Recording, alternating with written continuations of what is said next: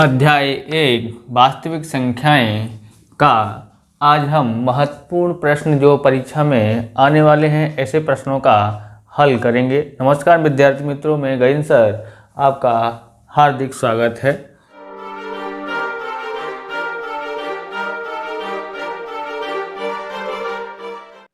सवाल number 1 check करते हैं कि मासा 420 और यानी मासा दिया गया है 420 संख्या है, दूसरी संख्या है 130, तो खाली जगह कितना आएगा? 5 आएगा, 10 आएगा या फिर 20 आएगा।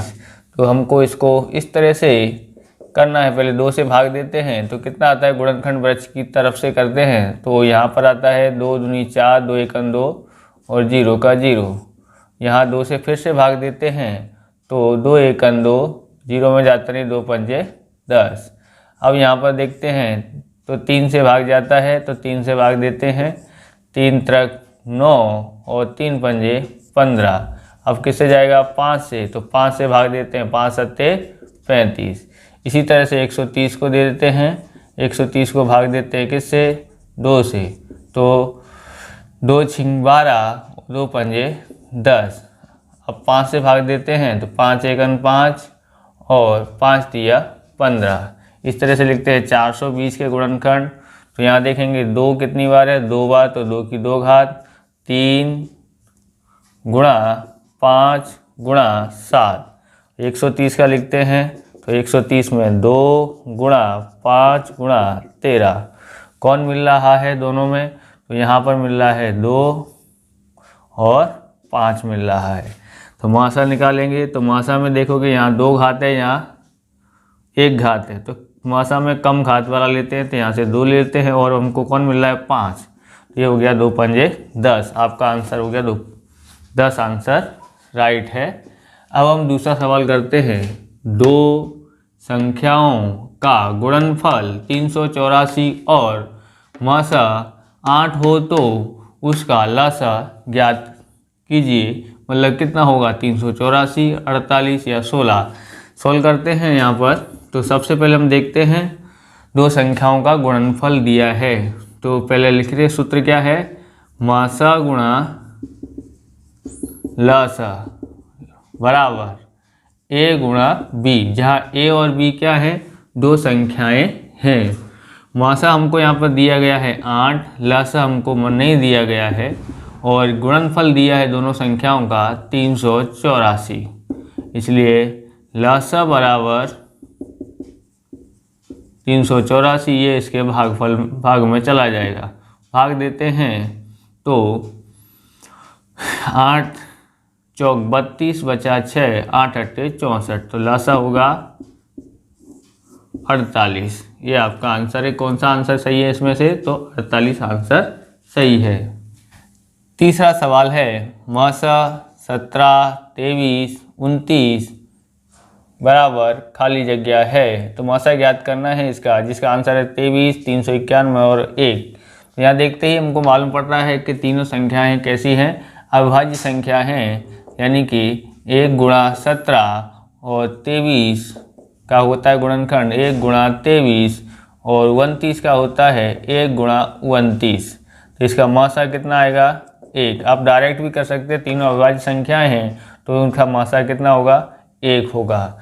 अब हम अगला नेक्स्ट सवाल देखते हैं। तो अगला सवाल है चौथा सवाल। चौथा सवाल में देखें कि नीचे दी गई परिमेय संख्याओं में खाली जगह संख्या का दशांश स्वरूप अशांत और आवृत्ति है। यानी ये 3 संख्याओं में से ऐसी कौन सी संख्या होगी जिसका अशांत आवृत्ति स्वरूप होता है? हम इसको करते हैं 17/32। 17/32 करते हैं तो यहाँ 17, 32 का करते हैं तो 2 की कितनी घात होती है? 5। तो ये कैसी होगी लगभग? तो ये शांत होगी। क्यों शांत होगी? कि यहाँ पर नियम ये है कि 2 और 5 के अलावा अगर इन दोनों के अलावा कोई और अविभाज्य संख्या आती है, 2 और 5 के अलावा कोई दूसरी अविभाज्य संख्या आती है, तो ही उसका स्वरूप कैसा हो सकता है? अशांत अथवा तो आवृत होता है। इसका स्वरूप कैसा होगा? शांत होगा। आपको कैसे शांत होगा तो अगले वीडियो में बताएंगे। हैं 1748, तो आप देखेंगे 1748 दिया गया है। यहाँ पर 48 का हम यहाँ करते हैं तो यहाँ 2 से भाग 2 एकम 2, 2 दूनी 4 और 2 चौक 8, 2 छिंग 12 और 2 दूनी 4, 2 से भाग देते हैं 2 एक 3 6, 2 एकम 2। तो यहाँ पर देखेंगे तो कितना होता है 17, 2 की 3 घात गुणा 31। तो यहाँ देखेंगे 2 गुणा 5 के अलावा यानी 2 और 5 के अलावा तीसरी अविभाज्य संख्या हो तो उसका स्वरूप कैसा होता है? अशांत आवृत्ति होता है। कैसा होता है? अशांत और आवृत्ति होता है। तो ये आंसर आपका सही है। सवाल है 5वां, 23, 35 और 46 का लसा खाली जगह होगा 1610, 1 या 1310। तो यहाँ देखते हैं सबसे पहले 23 का गुणनखंड करते हैं तो कितना आता है? 23 का 23। 35 का गुणनखंड करते हैं तो 5 सत्ते होता है 35। ऐसे ही 46 का गुणनखंड करते हैं तो यहाँ 23 दूनी 46 होता है।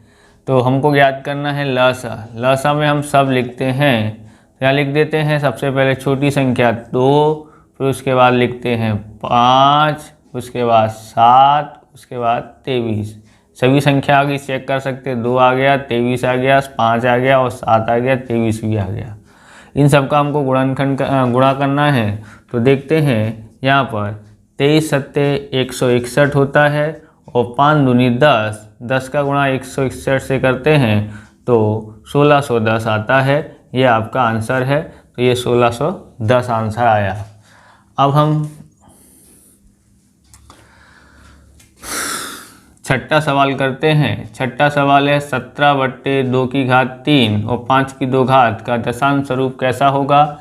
शांत होगा, अशांत आवृत होगा, अशांत आवृत्ति होगा अथवा तो अशांत अनावृत्ति होगा। तो यहाँ देखते हैं कि हमने पहले भी चौथा सवाल किया था, उसमें 2 या 5 हो तो उसका स्वरूप कैसा होता है? शांत स्वरूप होता है। अगर आपको हल करके देखना है तो हल करके भी देखें। यहाँ पर देखेंगे 5 की 2 घात, यहाँ देखेंगे 2 की 3 घात है और 5 की 2 घात है। कितनी घात कम है? तो 1 घात कम है। तो 1 घात से हम गुणा करते हैं। 17 पंजे 85 होता है और जितनी घात हैं अधिक से अधिक उतने 0 लगा देते हैं। बराबर। 2 की 3 घात, 2 की 3 घात देखोगे 2 पंजे 10, 2 पंजे 10, 2 पंजे 10, 3 बार किया 10 गुणा 10 गुणा 10 1000 होता है। तो यहाँ देखेंगे तो कितने अंकों के आगे दशमलव लगाएंगे? 3 अंक के पास आगे हमारे पास 2 अंक हैं और 1 अंक के लिए 0 लगा देते हैं, दशमलव लगा दिया और हो गया। इसका आंसर है 0.085। तो इसका स्वरूप कैसा है? तो शांत स्वरूप है। आंसर राइट है। ये यहाँ लिखा है मासा। मासा मतलब ये संख्या है जिसको हम x मान लेते हैं और इसको y मान लेते हैं। बराबर 1 है तो लसा ज्ञात करें।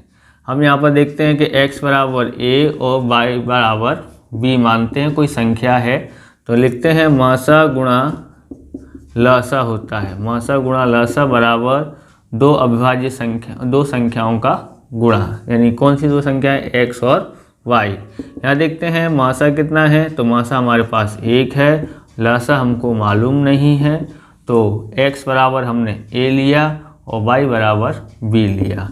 इस तरह से लसा बराबर a गुणा b बट्टे में 1, लसा बराबर 1 से भाग देते हैं तो यही आता है।